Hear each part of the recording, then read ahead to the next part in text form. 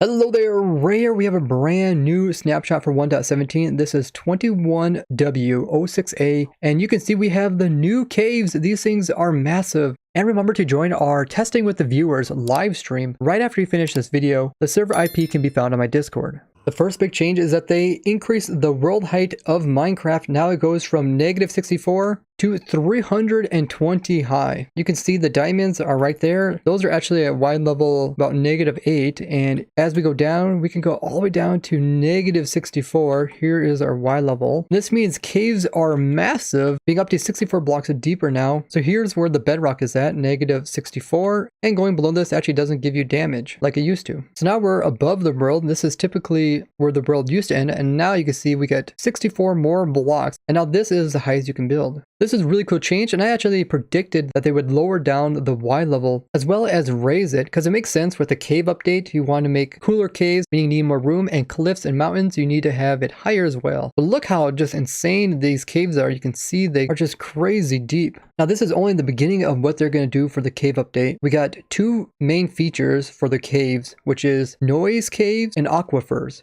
Now noise caves is everything you see here is a more natural generation of the cave and can have its own unique variants. Now of the noise caves, you can kind of find two different types. One is called cheese caves, and it's like holes of Swiss cheese. These can form caves of various sizes. The other type is the spaghetti caves, which are the long squiggly tunnels. You can see a few of them right here. Now the old type of cave generation still can be found. This includes the canyons and can combine with the noise caves to create some very interesting cave systems. And the noise caves can also create entrances if they intersect with the surface of the world. Now for the aquifers, there are areas of local water level independent of the sea level. And aquifers are used in the world generation to generate large bodies of water inside of the noise caves. Now currently aquifers only will generate at Y level 31 or lower, but there is still flooded caves which can generate higher up. This does mean that they have removed underwater cave carvers as well as underwater canyons, since the aquifers will now be used to generate water inside of caves. They also changed the mineshaft generation so it will take advantage of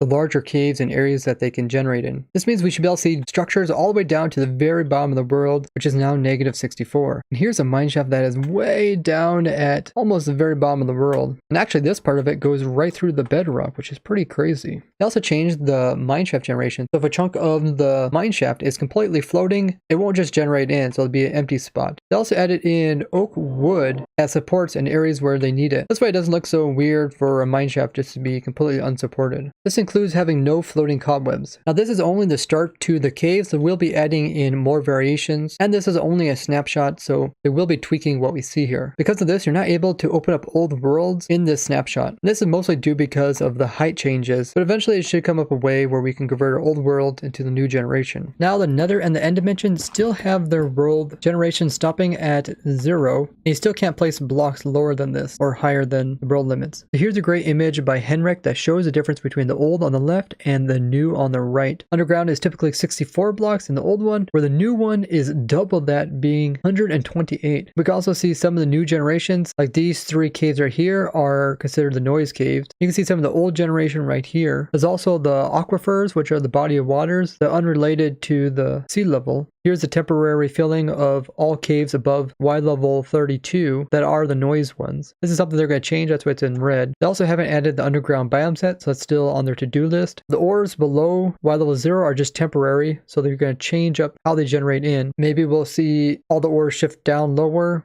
but they did mention that they want to kind of redo the way ores generate and make it feel more like veins. And they also mentioned that the underground lava doesn't generate properly yet. A lot of this does play into the warden mob, which we know is coming in with the cave update. So it's very possible that the warden will only be found below Y level 0 and have its own little unique biome down here. Now this will most likely have effect on mob spawning. As the less blocks there is in the world, the faster they spawn in. So typically around Y level 0, you can get some pretty fast mob farms. But now with -64, if we remove all these blocks, we should be able to get even faster spawns. Otherwise, the game does have to check through more sub-chunks from all the way -64 to 320Y. So I'll be curious to see if they tweak mob spawning because of these changes. One of the biggest reasons why they didn't do this before in Minecraft is they had to take into account stuff like the lighting engine, which could cause a lot of lag when calculating skylight accessing way down this low. Another thing is just having so much stuff in a single vertical chunk, because the game kind of does work on doing stuff every chunk that it's loaded. Where there is mods that load chunks not only horizontally, but also vertically differently. So maybe the players on the surface wouldn't be loading chunks that are way down at the bottom of the world until he gets closer. The whole reason behind this is so that the game doesn't have to process as many things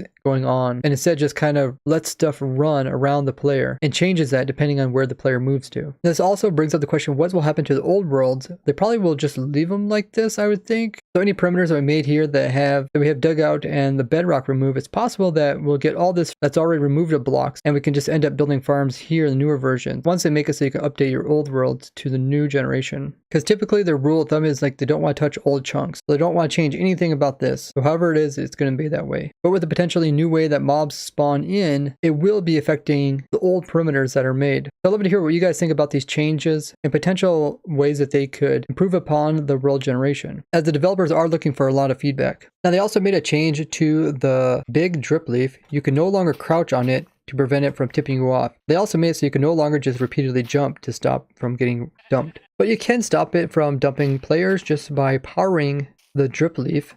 So now it will no longer dump anything off. They also changed it so arrows will no longer break it. Instead, they will just make it dump them. It reacts really fast. But if you power this, the only thing that will make it tip is also arrows. So now no projectiles will end up breaking it. They fixed this bug from the previous snapshot that I showed with the small drip leaf being able to destroy blocks above it when it grows up. If you want to break bedrock, you have to do it in the previous snapshot where it still works. Now come join us on our snapshot testing live stream over at my Twitch, link down below. You can find the IP on my Discord. And don't forget to leave a like on the video as well as share with others. I'll see all you guys on my server.